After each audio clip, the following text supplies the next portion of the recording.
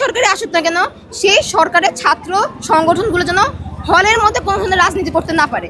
তারা রাজনীতি করুক, রাজনীতি করা প্রত্যেকটা ছাত্রের অধিকার, দেশের নাগরিকদের অধিকার, তারা হলের বাইরে রাজনীতি করুক, বাট হলের ভিতরে কোনো রাজনীতি হবে না। আমরা দেখেছি দীর্ঘ 17টা বছর লীগের আমলে কিভাবে আমাদের ভাই বোনদেরকে জাহান্নামের মতো একটা জায়গা বানিয়ে রেখেছিল এই হলগুলোতে। তো সেইখান থেকে যখন 5ই আগস্টের পর আমাদের হলগুলোতে কিছু শান্তি ফিরে এসেছিল, আমরা 2024-এর 17ই জুলাই যখন আমাদের ভাইরা শহীদ হওয়া শুরু করে, সেই শহীদের রক্তের উপর দাঁড়িয়ে আমরা সবাই প্রতিশ্রুতিবদ্ধ হয়েছিলাম যে ঢাকা বিশ্ববিদ্যালয়ের কোনো হলেই ছাত্র রাজনীতি চলবে না। সেখানে ছাত্র দলও কিন্তু অঙ্গীকারবদ্ধ হয়েছে, কিন্তু তারা আজকে সেই অঙ্গীকারকে ভঙ্গ করে, সেই প্রতিশ্রুতিকে ভঙ্গ করে, জুলাইকে অস্বীকার করে তারা হলগুলোতে কমিটি ঘোষণা করে। ইভেন একটা বছর হয়ে গেল তারা তাদের হল কমিটি ঘোষণা করে নাই।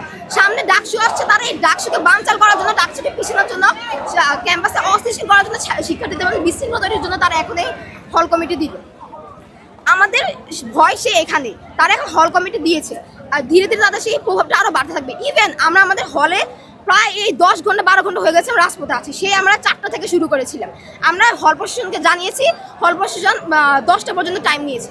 10টা যখন প্রভোস্ট ম্যাম এসেছে, আমরা 1 ঘন্টা ম্যামের সাথে বৈঠক করার পর উনি বারবার এক কথা, উনি নাকি কিছু করতে পারবে না, হল সেন্ট্রাল থেকে যে নির্দেশন উনি সেটাই করবে।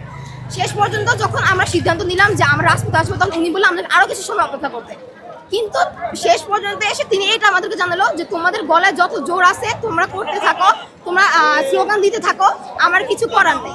ঠিক এইভাবে কিন্তু শেখ হাসিনা বলেছিল, ছাত্ররা যখন আন্দোলন করতেছিল, যে ছাত্ররা যখন ক্লান্ত হয়ে বাসায় ফিরবে তখন তারা বুঝতে পারবে, তারা এখন যেমন চাই করবে, তাদের যত শরীরে যত জোর আছে তারা সেটা করতে থাকবে। তো অতপর আমাদের এটাই কথা যে আপনি আচ্ছা, যেহেতু হলে ছাত্ররাজনীতি ঘোষণা করতে পারবেন, এটা সেন্ট্রাল একটা পারমিশন লাগবে। অ্যাটলিস্ট রোকেয়া হলে যে ছাত্র দলে 8 জনের কমিটি ঘোষণা করেছে, সেই 8 জনের বিরুদ্ধে ব্যবস্থা নেই। এটা কিন্তু হল প্রশাসন অবশ্যই করতে পারে, কারণ হল প্রশাসনে আমাদের সিট বাতিল করে। ইভেন আমরা যখন শিক্ষার্থীরা কিছু পান থেকে চুন খসলেই বলে যে তোমার সিট বাতিল করে দিবে, তোমাকে হল থেকে বের করে দিব, কত ধরনের আমাকে হুমকি দেয়। কিন্তু ছাত্র দলে যে 8 জনের কমিটি ঘোষণা করছে তাদেরকে কিছু করতে পারলো না।